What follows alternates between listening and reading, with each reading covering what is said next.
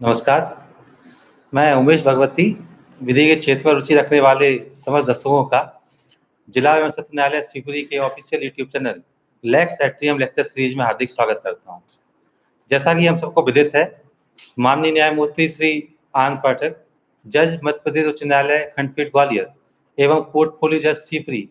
की प्रेरणा एवं मार्गदर्शन से तथा प्रधान जिला न्यायाधीश महोदय शिवपुरी श्री विनोद कुमार के प्रयासों से दिनांक 10 जनवरी 2021 को जिला न्यायालय शिवपुरी के इस official YouTube channel Lex atrium lecture series का शुभारंभ हुआ। उक्त दिनांक से ही माननीय न्यायाधीशगण के द्वारा समय समय पर विभिन्न विषयों पर व्याख्यान प्रस्तुत किए जा रहे हैं। हम माननीय न्यायमूर्ति एवं प्रधान जिला न्यायाधीश शिवपुरी महोदय के आभारी हैं कि उन्होंने विभिन्न विधिक विषयों पर व्याख्यान प्रस्तुत करने हेतु हमें यह मंच प्रदान किया है। मैं इसके साथ ही यह तरदीद भी जारी करना चाहता हूं कि विभिन्न विधिक विषयों पर दिए जा रहे व्याख्यान का उद्देश्य विधि के क्षेत्र में रुचि रखने वाले व्यक्तियों में विधिक जागरूकता पैदा करना है तथा व्याख्यान के दौरान बताए गए सिद्धांत किसी प्रकार की अथॉरिटी प्रदान नहीं करते हैं। लेक्स एट्रियम लेक्चर सीरीज में प्रस्तुत किए जा रहे व्याख्यानों की कड़ी में आगे बढ़ते हुए आज उक्त सीरीज का 7वां लेक्चर किशोर न्याय एक अभियान विषय पर प्रस्तुत किया जा रहा है। किशोर न्याय जैसे गुरु विषय पर यह तृतीय व्याख्यान है। इसके पूर्व भाग 1 किशोर न्याय प्रशासन विरुद्ध आपराधिक न्याय प्रशासन तथा भाग 2 किशोर न्याय शास्त्र के संगठन सिद्धांत समस्या एवं समाधान विषय पर पंचम अपर जिला न्यायाधीश आदरणीय श्री शशि भूषण शर्मा द्वारा प्रस्तुत किए जा चुके हैं, जिसमें व्याख्यान भाग 1 किशोर न्याय प्रशासन विरुद्ध आपराधिक न्याय प्रशासन को दर्शकों द्वारा काफी पसंद किया गया एवं उक्त व्याख्यान को वर्तमान तक अभी तक लगभग 1000 से अधिक दर्शकों द्वारा देखा जा चुका है। आदरणीय श्री शशि भूषण शर्मा सर किशोर न्याय जैसे गुरु विषय में विशेष रुचि रखते हैं तथा आदरणीय सर के द्वारा किशोर न्याय के क्षेत्र में काफी काम भी किया गया है। आदरणीय सर वर्तमान में किशोर न्याय बोर्ड शिवपुरी के नोडल ऑफिसर के रूप में कार्यरत हैं तथा सर किशोर न्याय बोर्ड में प्रधान मजिस्ट्रेट के रूप में इंदौर एवं कटनी में अपनी सेवाएं प्रदान कर चुके हैं। इसके साथ ही आदरणीय सर आपराधिक न्याय प्रशासन में प्रोसिक्यूटिंग ऑफिसर के रूप में धार एवं शाजापुर में अपनी सेवाएं प्रदान कर चुके हैं तथा सर रिसोर्स पर्सन के रूप में निपसीड में इंदौर एवं मोहाली में भी अपनी सेवाएं प्रदान कर चुके हैं। इस तरह आदरणीय सर किशोर न्याय के क्षेत्र में विशेष कार्य कर चुके हैं, जिनका फायदा जिनका लाभ हमें उनके द्वारा प्रस्तुत किए जा रहे व्याख्यानों में देखने को भी मिलता है। अब मैं आदरणीय सर शशि भूषण शर्मा सर से निवेदन करूंगा कि वह किशोर न्याय विषय के तृतीय व्याख्यान किशोर न्याय एक अभियान पर अपना व्याख्यान प्रस्तुत करें, परंतु उसके पूर्व मैं समस्त दर्शकों को अवगत कराना चाहूंगा कि वह किसी भी व्याख्यान के विषय में जो प्रस्तुत किए जा रहे हैं उस विषय में उनके मन में यदि कोई भी जिज्ञासा या शंका उत्पन्न होती है या कोई प्रश्न उत्पन्न होता है तो वह व्याख्यान के समय लेक्चर सीरीज के व्याख्यान प्रस्तुत करते समय अपने कमेंट सेक्शन में जाकर अपने प्रश्न को पूछ सकते हैं तथा यदि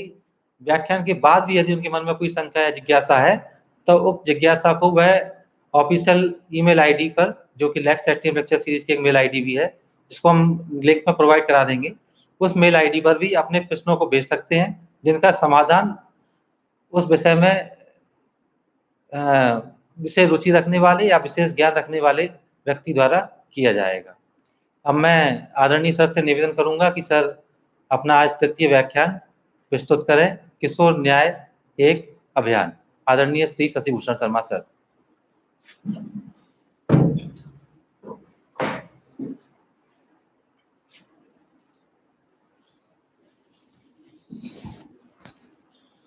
नमस्कार।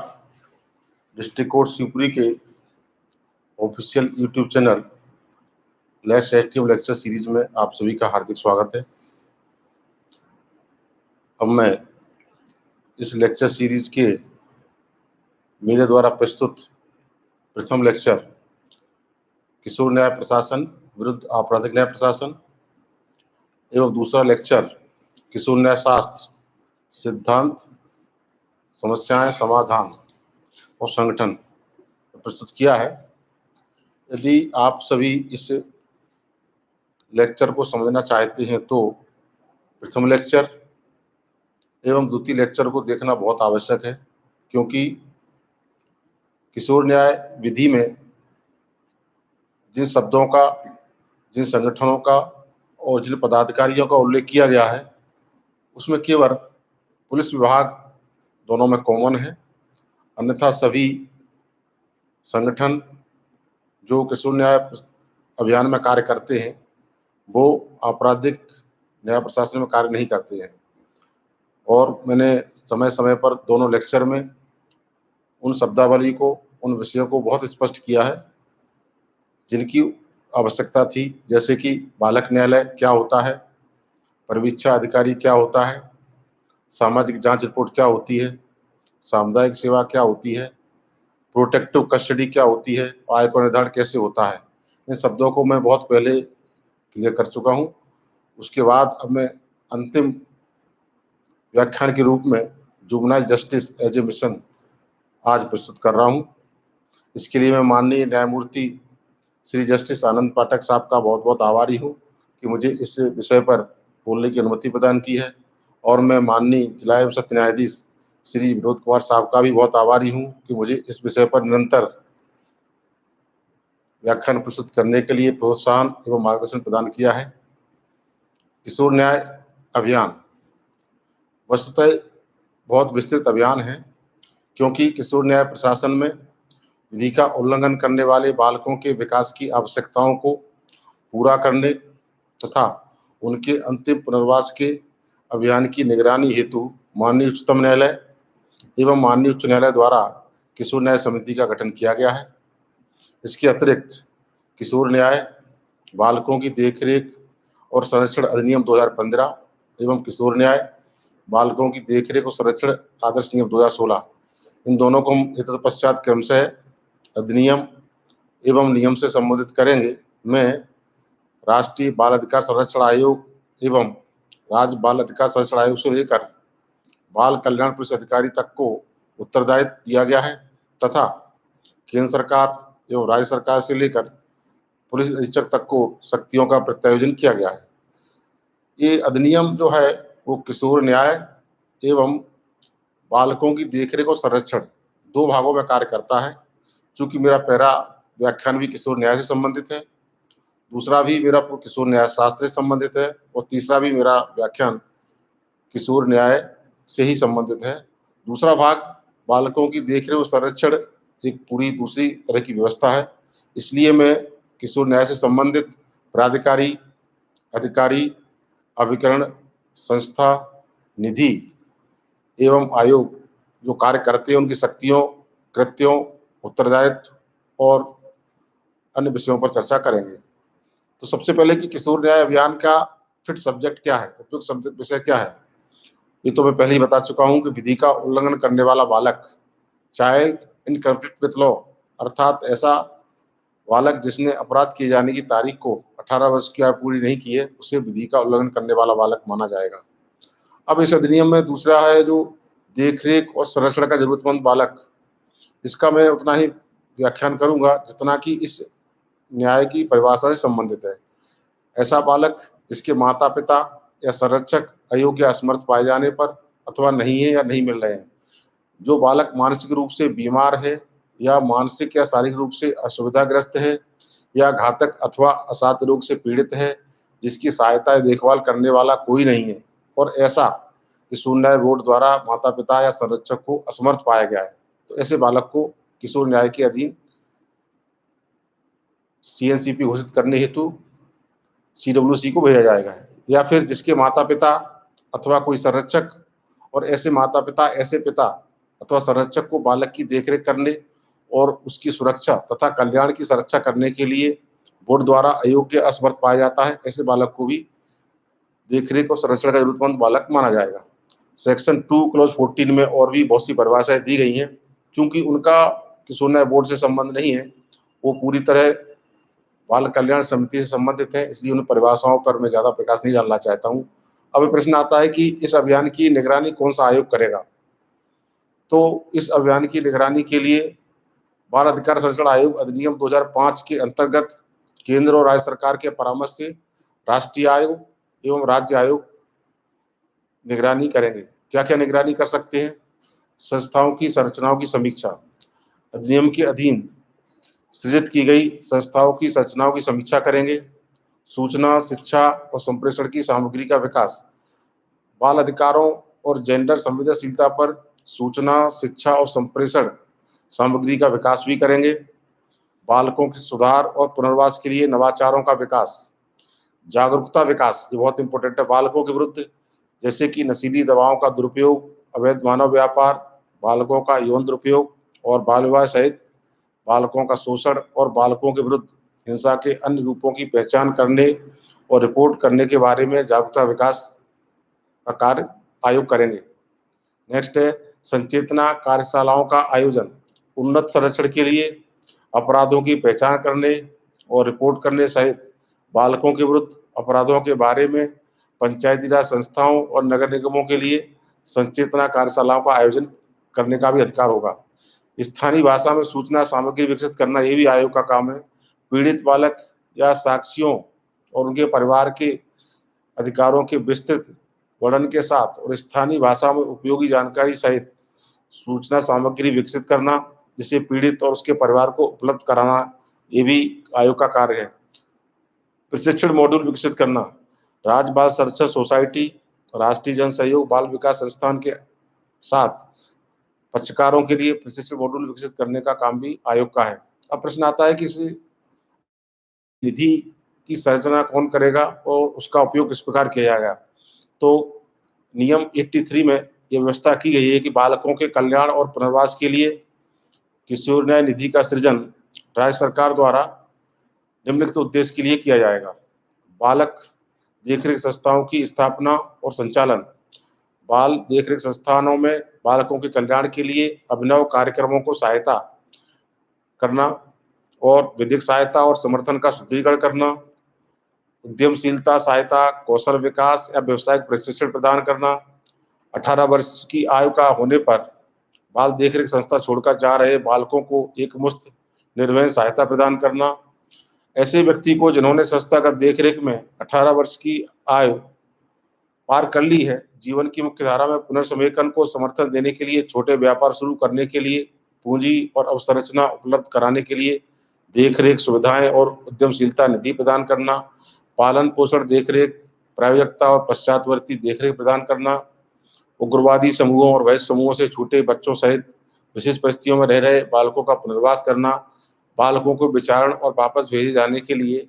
यात्रा व्यय को वहन करना, पुलिस सहित मार्ग का रक्षकों का व्यय सहन करना, बाल अनुकूल पुलिस थानों, बोर्डों, न्यायालय और समितियों का सृजन करना, बालकों की जरूरतों को समझने के लिए माता पिता और देखरेख कार्यकर्ताओं की क्षमता निर्माण करना, बाल अधिकारों और बालकों के विरुद्ध होने वाले अपराधों पर जागरूकता विकास कार्यक्रम करना, बालकों के विरुद्ध अपराधों को पहचानने और उनकी रिपोर्ट करने के लिए समुदाय आधारित बाल संरक्षण कार्यक्रम को तैयार करना। इस अधिनियम के अंतर्गत समाविष्ट किए गए बालकों के लिए विशेषज्ञ व्यावसायिक सेवाएं, परामर्शदाता, अनुवादक, दुभाषिया, विशेष शिक्षक, सामाजिक कार्यकर्ता, मानसिक स्वास्थ्य कार्यकर्ता, व्यावसायिक प्रशिक्षण आदि प्रदान करना। बाल देखरेख संस्थाओं में रहने वाले बालकों सहित इस अधिनियम के अंतर्गत समाविष्ट किए गए बालकों को मनोरंजन सुविधाएं और उनके लिए पाठ्यक्रम संबंधी अतिरिक्त कार्यकलाप आयोजित करना, कैंसर से पीड़ित बालकों को प्रशासक देखरेख और उनके माता पिता को ठहरने की सुविधाएं और अन्य सहायता प्रदान करना। इस अधिनियम और नियम में शामिल किए गए बालक के समग्र समृद्धि, विकास और कल्याण को समर्थन देने के लिए कोई अन्य कार्यक्रम करना। ये सभी कार्यक्रम राष्ट्रीय बाल अधिकार संरक्षण आयोग और राज्य बाल अधिकार संरक्षण आयोग को करना है। अब ये प्रश्न आता है कि यदि कोई बालक ऐसा पाया जाता है कि उसने विधि का उल्लंघन किया है या ऐसा पाया जाता है कि उसे देखरेख और संरक्षण की आवश्यकता है, तो उसकी सूचना कहाँ देना चाहिए, उसकी सुरक्षा कौन करेगा, उसको किस संस्था में रखा जाएगा, उसका प्लेसमेंट कैसे होगा, इस संबंध में मुख्य रूप से सूचना के लिए है चाइल्ड हेल्पलाइन 1089। ये सूचना के लिए 24 घंटे बालकों के संबंध में ही है, अवेलेबल है। आप कभी भी, कोई भी, किसी भी समय चाइल्ड हेल्पलाइन पर 1089 पर सूचना दे सकता है। दूसरा, बच्चों की सुरक्षा के लिए विशेष किशोर पुलिस इकाई हर एक जिले में स्थापित की गई है और मैं इसके बारे में अभी विस्तृत बताऊंगा। तीसरा है, बाल कल्याण पुलिस अधिकारी फ्लेक्स प्रत्येक थाने में रहता है, इनको हम सूचना दे सकते हैं। अब प्रश्न ये आता है कि विशेष किशोर पुलिस इकाई का क्या कार्य है, किस प्रकार गठन होता है। तो विशेष किशोर पुलिस इकाई का गठन नियम 86 में किया जाता है। राज्य सरकार बालकों से संबंधित पुलिस के सभी कर्तव्यों का समन्वय करने के लिए प्रत्येक जिला और शहर में विशेष किशोर पुलिस इकाई गठित करेगी एवं केंद्रीय सरकार आवश्यकता के अनुसार प्रत्येक रेलवे स्टेशन पर रेलवे सुरक्षा बल या राजकीय रेलवे पुलिस के लिए विशेष किशोर पुलिस इकाई गठित करेगी। यदि विशेष किशोर पुलिस इकाई गठित नहीं की गई है तो फिर क्या होगा? बाल कल्याण पुलिस अधिकारी, जहां कहीं विशेष किशोर पुलिस इकाई गठित नहीं की जा सकती है, वहां पर रेलवे पुलिस सुरक्षा बल या राजकीय रेलवे सुरक्षा पुलिस बल से कम एक अधिकारी को बाल कल्याण पुलिस अधिकारी के रूप में नामनिर्दिष्ट कर दिया जाएगा तथा इसी प्रकार के प्रत्येक पुलिस थाने में बाल कल्याण पुलिस अधिकारी नामनिर्दिष्ट किया जाएगा। प्रशिक्षण और ओरिएंटेशन, ट्रेनिंग और ओरिएंटेशन बाल कल्याण अधिकारियों विशेषकर विशेष किशोर पुलिस इकाई के अन्य पुलिस अधिकारियों को बालकों से संबंधित मामलों से निपटाने के लिए उपयुक्त प्रशिक्षण और ओरिएंटेशन दिया जाएगा। स्थानांतरण और तैनाती, नामनिर्दिष्ट बाल कल्याण पुलिस अधिकारी का स्थानांतरण और तैनाती अन्य पुलिस थानों की विशेष किशोर पुलिस इकाई या जिला इकाई में किया जा सकता है। समस्या है कि इस तरह नहीं किया जाता है। स्थानांतरण होने के बाद उनको बाल कल्याण पुलिस अधिकारी के रूप में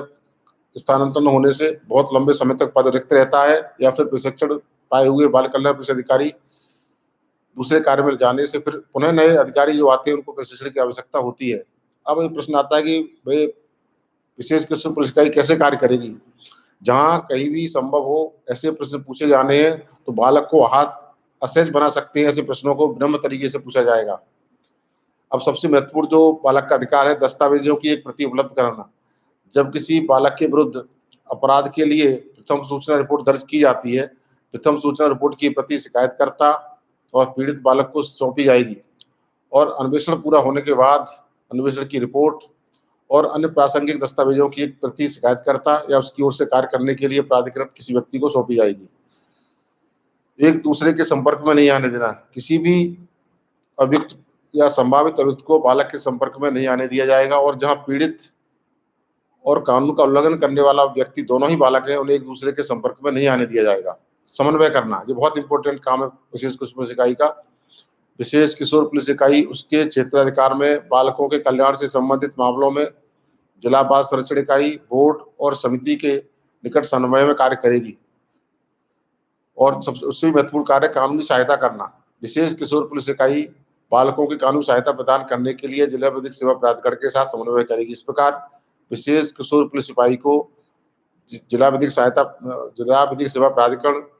चाइल्ड वेलफेयर कमेटी और जुवेनाइल जस्टिस बोर्ड तीनों के साथ समन्वय की आवश्यकता रहती है। अब प्रश्न आता है कि इन बालकों को कहाँ रखा जा सकता है और किस प्रकार रखा जाएगा। तो इस अधिनियम में बाल देखरेख संस्था चाइल्ड केयर इंस्टीट्यूशन की व्यवस्था है, जिसमें बालकों का आवास 3 प्रकार से होता है। नंबर 1, संरक्षणात्मक अवरक्षा, प्रोटेक्टिव कस्टडी। नंबर 2, रात भर का संरक्षणात्मक आवास, रात भर के लिए प्रोटेक्टिव कस्टडी में रखना। नंबर 3, पुनर्वास आवास। अब प्रश्न आता है कि इनका ये कहाँ पे किस प्रकार किया जाएगा। तो जांच के लंबित रहने के दौरान विधि का उल्लंघन करने के अविकथित किसी बालक को अस्थायी रूप से रखने के लिए पुनर्वास के लिए धारा 41 के अधीन संप्रेषण गृह की व्यवस्था की गई है। दूसरा आता है विशेष गृह। विधि का उल्लंघन करने वाले ऐसे बालकों के पुनर्वास के लिए अपेक्षित हो जिनके बारे में यह पाया गया है कि उन्होंने अपराध किया है और जो किशोर न्याय बोर्ड के धारा 18 के अधीन किए गए आदेशों द्वारा वहां पर रखे गए हैं, उन्हें विशेष गृह में रखा जाता है। नेक्स्ट होता है प्लेस ऑफ सेफ्टी, सुरक्षित स्थान। 18 वर्ष से अधिक आयु के किसी व्यक्ति को या विधि का उल्लंघन करने वाले किसी बालक को जो 16 वर्ष से 18 वर्ष की आयु के बीच का है और कोई जघन्य अपराध कारित किया है, ऐसे को या दोषी से ठहराया गया तो उसे प्लेस ऑफ सेफ्टी में रखा जाएगा।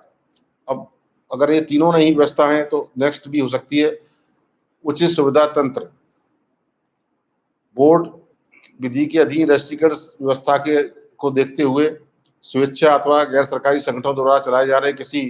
सुविधा तंत्र और बालक की देखरेख करने वाले सुविधा तंत्र संगठन की उपयुक्तता की बाबत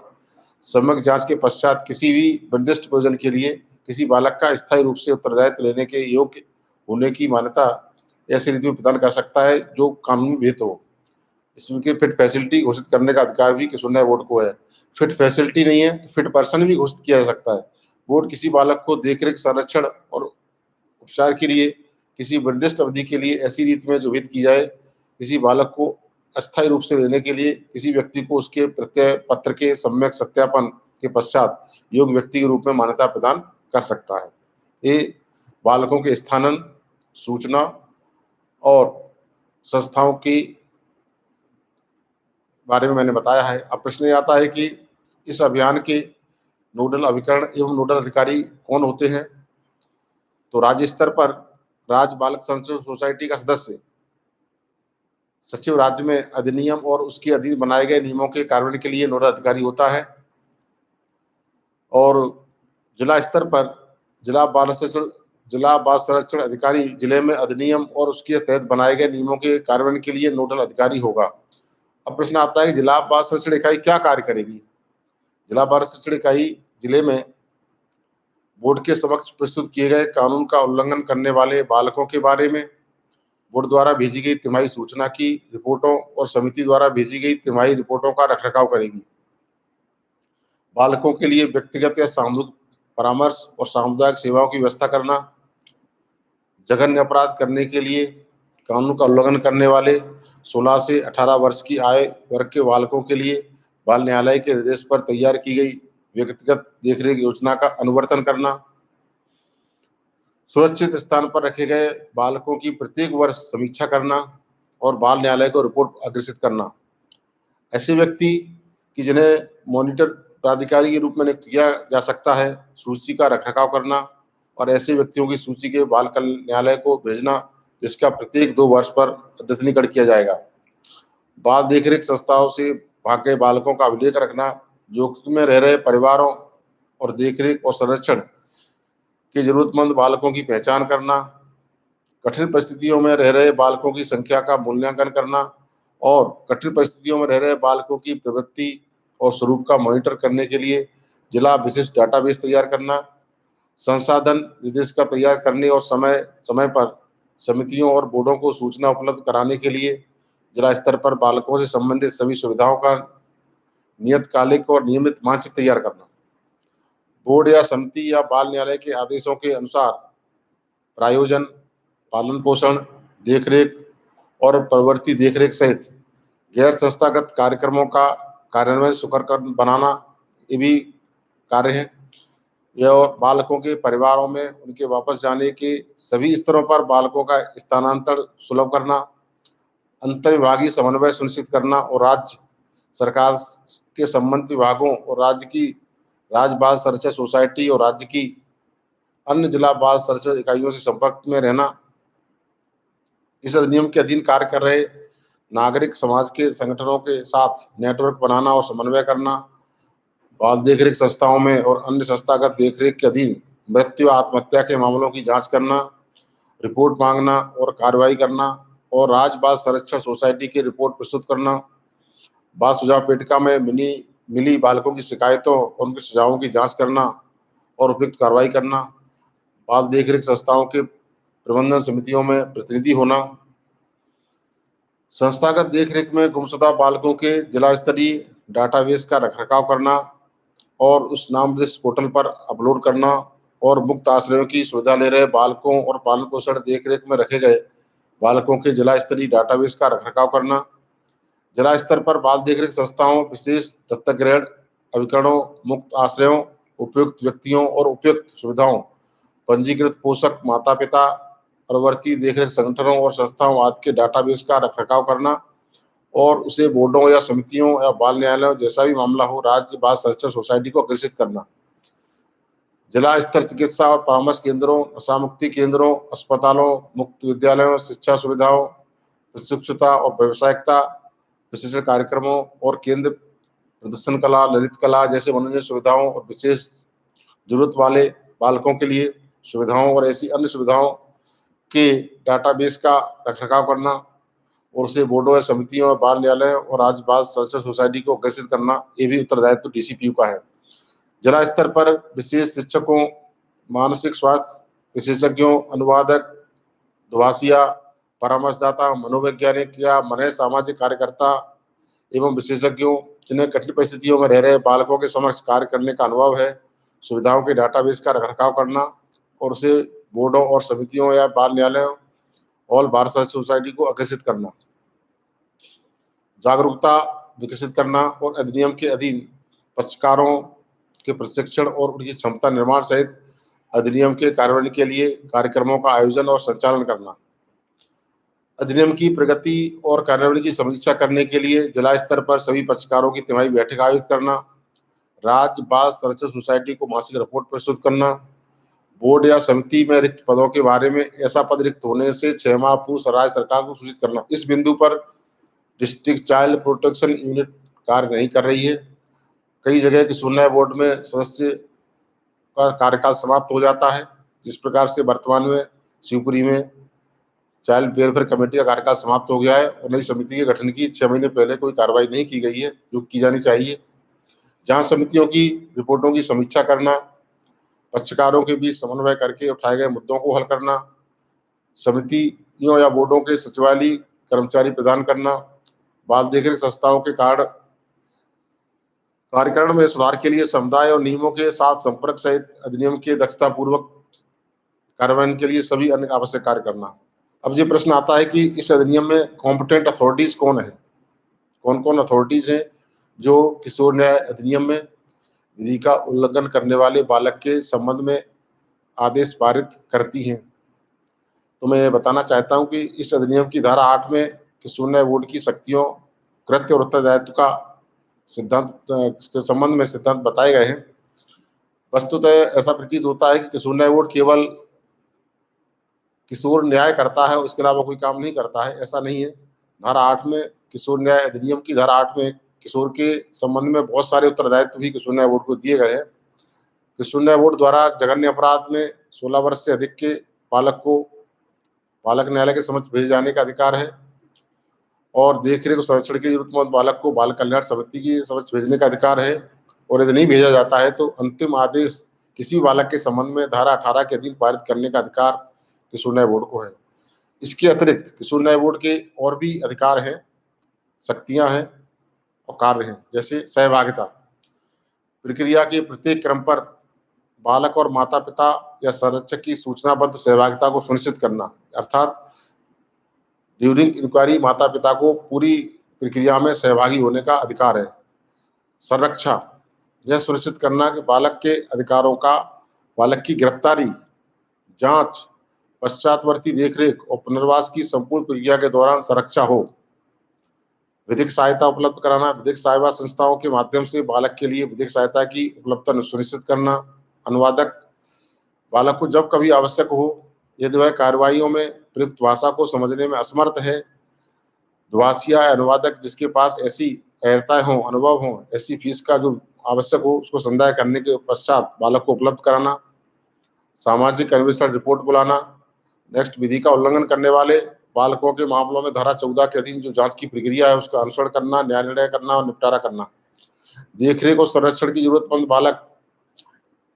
विधि का उल्लंघन करने के अवगत बालकों से जिनका बारे में हमने अभी बताया था कि कथन किया गया है किसी प्रक्रम पर देखरेख और संरक्षण की जरूरत है, तो संबंधित मामलों को इसके द्वारा इस बात को मानते हुए कि विधि का उल्लंघन करने वाला बालक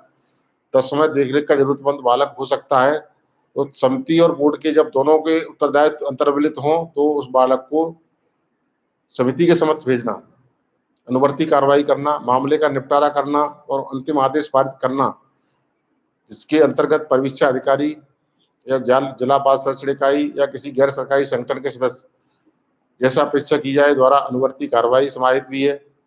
योग्य व्यक्ति घोषित करना है, विधि का उल्लंघन करने वाले बालकों की देखरेख के बारे में योग्य व्यक्ति घोषित करना चाहिए। निरीक्षण करने का बहुत इंपॉर्टेंट अधिकार है। किशोर न्याय बोर्ड विधि का उल्लंघन करने वाले बालकों के लिए आवासीय सुविधाओं का प्रत्येक मास कम से कम एक बार निरीक्षण करेगा और सेवाओं की क्वालिटी में सुधार के लिए जिला बाल संरक्षण इकाई और राज्य सरकार को कार्रवाई की सिफारिश करेगा। यदि बालक के विरुद्ध अपराध की शिकायत प्राप्त होती है, अगर विधि का उल्लंघन करने वाले बालकों के संबंध में कोई शिकायत इस अधिनियम के अधीन प्राप्त होती है कि उसके विरुद्ध कोई अपराध किया गया है, तो पुलिस को इस संबंध में आदेश देना या देखरेख और संरक्षण में जरूरतमंद किसी बालक के विरुद्ध कोई शिकायत प्राप्त होती है कि विधि का उल्लंघन किया गया उसके विरुद्ध, तो उसकी सूचना भी पुलिस को तत्काल देगा। सीडब्ल्यूसी इसकी सूचना किशोर न्याय बोर्ड को देगी और किशोर न्याय बोर्ड इसकी सूचना पुलिस को देगा। एक और बहुत महत्वपूर्ण उत्तरदायित्व है जेल का निरीक्षण करना। इस बात की जांच करने के लिए क्या जेलों में कोई बालक डाला गया है या उनका जेलों में जो वयस्कों के लिए नियमित निरीक्षण करना और ऐसे बालकों को संप्रेषित गृह में स्थानांतरित किए जाने की तत्काल उपाय करना। यदि किशोर न्याय बोर्ड द्वारा बालकों को धारा 15 के अधीन प्रारंभिक जांच के पश्चात बालक न्यायालय को भेजा जाता है, तो बालक न्यायालय की शक्तियां उस बालक के संबंध में क्या रहती हैं, इस संबंध में धारा 19 एवं धारा 20 में स्पष्ट प्रावधान किया गया है। मैं उसको संक्षिप्त में बताना चाहता हूं। सबसे पहला बालक न्यायालय का एक अधिकार है कि वयस्क के रूप में बालक का विचार करे। यदि दंड विज्ञान संहिता 1973 के उपबंधों के अनुसार वयस्क के रूप में बालक का विचार और इस धारा के तथा धारा 21 के उपबंधों के अधीन रहते हुए बालक की विशेष जरूरतों, रिजु विचार के सिद्धांतों तथा बाल अनुकूल वातावरण बनाए रखने पर विचार करते हुए विचार के पश्चात समुचित आदेश करने की आवश्यकता है। यदि वयस्क के रूप में विचार नहीं किया जाता है तो अवयस्क के रूप में बालक का विचार करने का भी अधिकार है। वयस्क के रूप में बालक के विचार की कोई आवश्यकता नहीं है और बोर्ड के रूप में जांच की जा सकती है, तब धारा 18 के अधीन समुचित आदेश पारित किया सकते हैं। बालक न्यायालय किसी भी तरह की जांच करे या विचार करे, लेकिन अंतिम आदेश में बालक के पुनर्वासन की व्यवस्था होना बहुत आवश्यक है। बालक न्यायालय यह सुनिश्चित करेगा कि विधि का उल्लंघन करने वाले बालक से संबंधित अंतिम आदेश में बालक के पुनर्वासन के लिए व्यक्तिगत देखरेख योजना को सम्मिलित किया जाएगा। ये बहुत कंपलसरी है, व्यक्तिगत देखभाल योजना को सम्मिलित करना चाहिए और जिसके अंतर्गत परिवीक्षा अधिकारी या जिला बाल संरक्षण इकाई या किसी सामाजिक कार्यकर्ता द्वारा की गई अनुवर्ती कार्रवाई भी शामिल है। यदि बालक को किशोर न्याय बोर्ड द्वारा बाल कल्याण समिति को भेजा गया है, तो बाल कल्याण समिति के कृत्य और उत्तरदायित्व क्या है? बाल कल्याण समिति के कृत्य और दायित्व धारा 30 में बताए गए हैं। बाल कल्याण समिति, जिसको शॉर्ट में CWC चाइल्ड वेलफेयर कमेटी बोलते हैं, संज्ञान लेना, उसके समक्ष पेश किए गए बालकों का संज्ञान लेना और उन्हें ग्रहण करना, जांच करना, इस अधिनियम के अधीन बालकों की सुरक्षा और भलाई के से संबंधित और उसको प्रभावित करने वाले सभी मुद्दों की जांच करना, निर्देश देना, बालक कल्याण अधिकारियों या परिवीक्षा अधिकारियों, जिला बालक संरक्षण इकाई या गैर सरकारी संगठनों को सामाजिक अन्वेषण करने और समिति के समक्ष रिपोर्ट प्रस्तुत करने का निर्देश देना, योग्य व्यक्ति घोषणा करना, स्थानांतरण का निर्देश देना, समुचित पुनर्वास या प्रत्यावर्तन का आदेश देना, संस्था का चयन करना, ये बहुत इंपॉर्टेंट, निरीक्षण और दौरा करना, देखरेख और संरक्षण के लिए जरूरतमंद बालकों के आवासिक सुविधाओं का प्रत्येक मास में कम से कम 2 बार निरीक्षण करना और जिला बाल संरक्षण इकाई और राज्य सरकार को सेवाओं की क्वालिटी में सुधार करने के लिए कार्रवाई करने का सिफारिश करना, कुटुंब के साथ रखने हेतु प्रयास करना, कुटुंबों को प्रत्यावर्तन करना, अभ्यर्पण की घोषणा करना, स्वप्रेरणा से संज्ञान लेना भी बहुत इंपॉर्टेंट है। किशोर न्याय समिति, बाल कल्याण समिति सामान्यतः स्वप्रेरणा संज्ञान लेने में काफी पीछे रहती है। मामलों का स्वप्रेरणा संज्ञान लेना चाहिए और ऐसी देखरेख और संरक्षण के लिए जरूरतमंद बालकों तक पहुंचना जिन्हें समिति के समक्ष पेश नहीं किया गया है, परंतु ऐसा निश्चय कम से कम 30 सदस्यों द्वारा किया जाना चाहिए। लैंगिक रूप से दुर्भाग्य से ग्रस्त बालकों के पुनर्वास की व्यवस्था करना, बोर्ड द्वारा आदेशित बालकों के संबंध में उचित आदेश पारित करना, श्रम विभाग व अभिकरणों के साथ समन्वय स्थापित करना, परिवार की शिकायत की जांच करना, विधिक सेवा, बालकों के लिए समुचित विधिक सेवाओं तक पहुंच बनाएगी। अब प्रश्न आता है कि इस अभियान का जो अधिकारी है, परिवीक्षा अधिकारी, क्या परिवीक्षा अधिकारी का कर्तव्य केवल सामाजिक जांच रिपोर्ट तैयार करना है कि इसके अलावा भी कुछ है? जैसे किशोर न्याय बोर्ड का कार्य किशोर को न्याय देना है, क्या इसके अतिरिक्त भी बहुत से कार्य हैं धारा 8 में बताए गए। इसी प्रकार से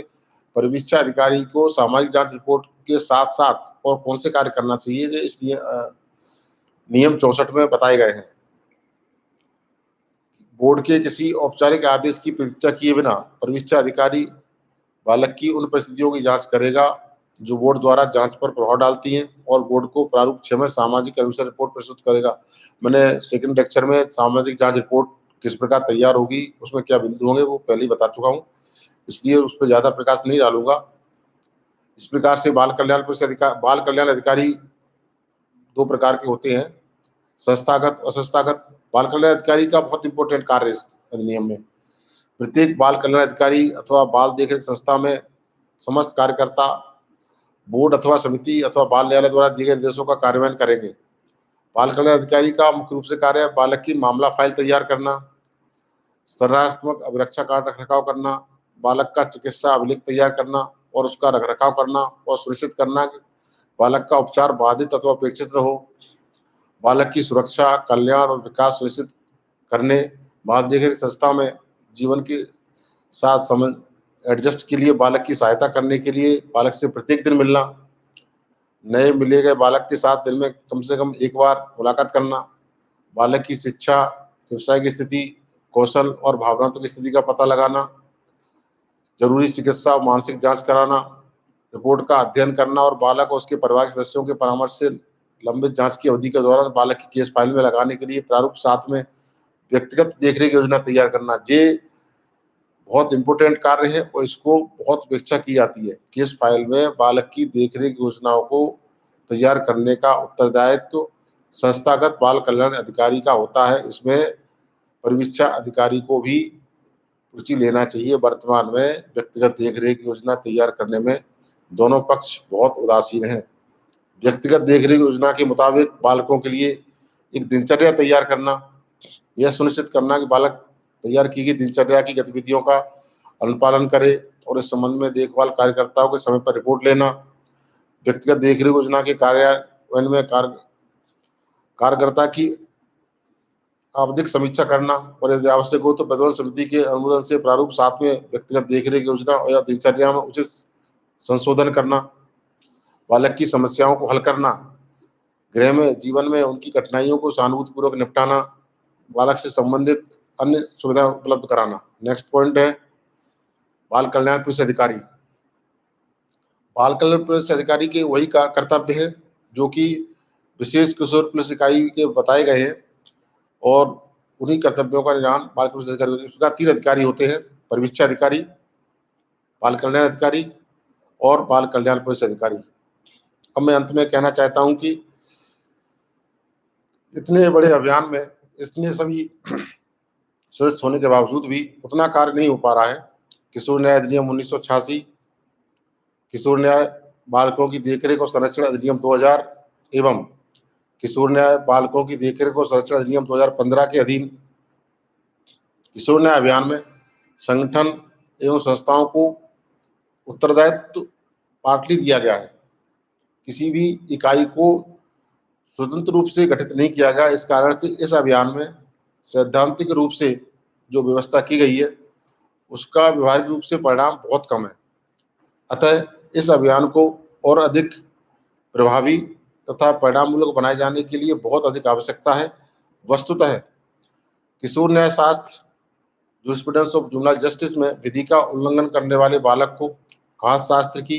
विषय वस्तु माना जाता है। अतः किशोर न्याय शास्त्र का उद्देश्य किशोर को शारीरिक, भावनात्मक, बौद्धिक, सामाजिक तथा नैतिक विकास करना है। इस अभियान में प्रत्येक निर्णय स्वयं किशोर के सर्वोत्तम हित में होने चाहिए। प्रत्येक प्रक्रिया, दृष्टिकोण, वातावरण एवं व्यवहार बालक के अनुकूल होना चाहिए, तभी किशोर न्याय पूर्ण होगा। धन्यवाद, नमस्कार।